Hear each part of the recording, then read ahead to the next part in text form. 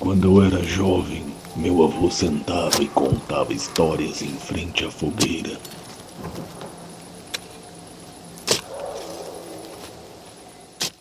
Moço, poderia me ajudar? Nunca pensei que seriam reais.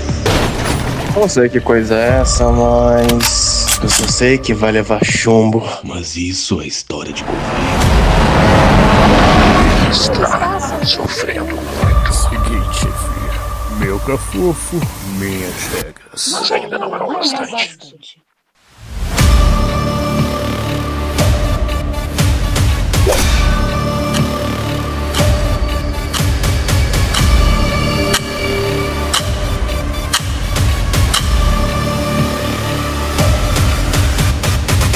Não, isso não é possível.